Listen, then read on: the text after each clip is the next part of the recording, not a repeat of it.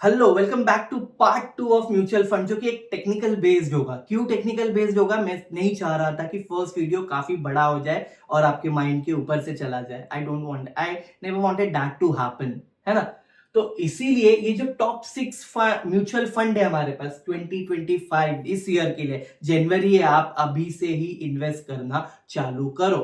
Okay, now the best thing is, देखो mutual fund के बारे में आपको आइडिया पता है, आपके पैसे आपको नहीं समझ आते कहाँ इन्वेस्ट करने, बट एक एक्सपर्ट टीम बैठी होती है, सीए है, सीएस है, या एमबीए इन फाइनेंस है, ऐसे बहुत या एक्सपर्टीज है, उनको पता होता है कि लोगों के फंड को कहाँ यूटिलाइज करना है और उससे कैसे इनकम अर्न करना है, रिटर्न्स जनरेट करना है। They know very well. तो आपके फंड का यूज करके ऐसे एक्सपर्ट लोग म्यूचुअल फंड में पैसे इन्वेस्ट करते हैं, है ना? तो this is how it works. और रही बात कुछ टेक्निकल पॉइंट की, तो आपको दिखेगा पीई का बेटा दिखेगा, ठीक है? जैसे अल्फा बेटा होता है, ऑब्वियसली हम बेटा की बात करें तो बेटा कितना होना चाहिए? प्राइस टू अर्निंग में कितना होना चाहिए?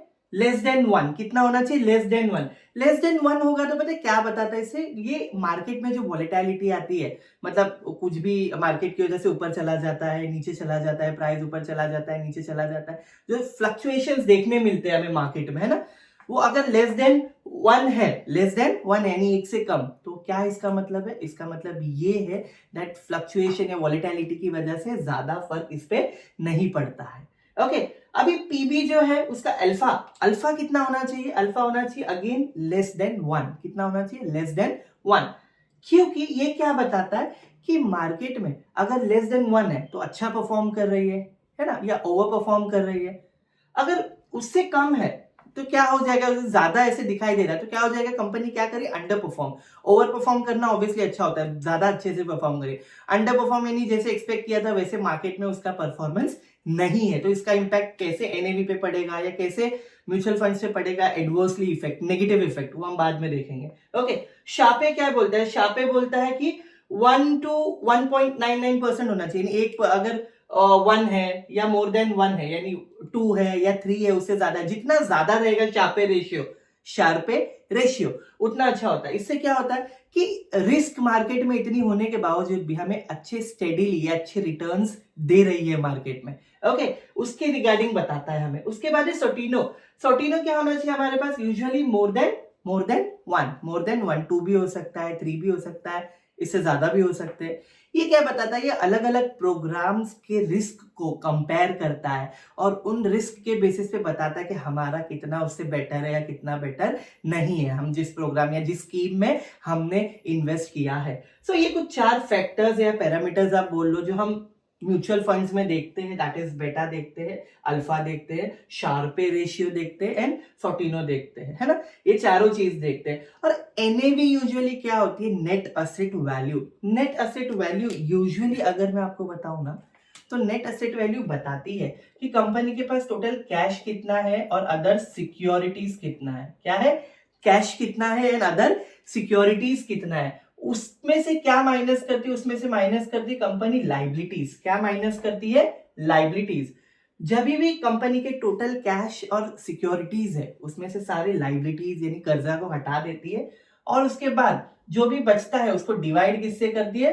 Number of outstanding shares. Number of outstanding shares. तो आपको क्या मिलती है?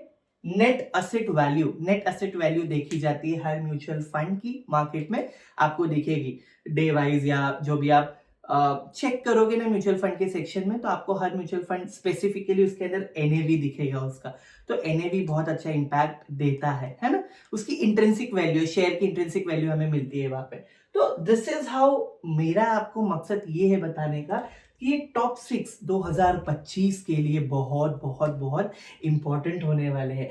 क्यों इंपॉर्टेंट होने वाले हैं? अगर आप अभी से ही स्मॉल स्मॉल अमाउंट में इन्वेस्ट करके रखोगे तो आपको इसका बहुत बेनिफिट होगा।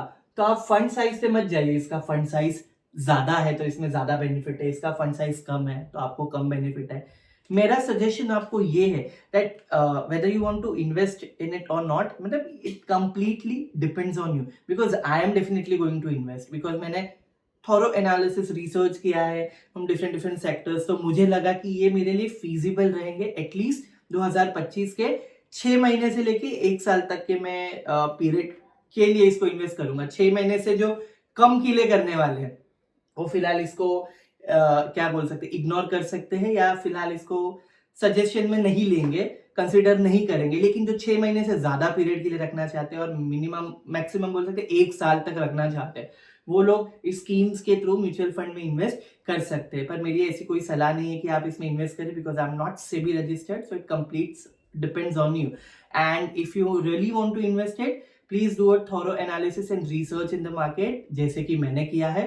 उसके बेसिस पे मैंने ये डिसीजन लिया है कि I want to invest in it and I wanted to share कि आप लोग भी ये चीजें देखो, पैरामीटर्स देखो और इन्वेस्ट करो।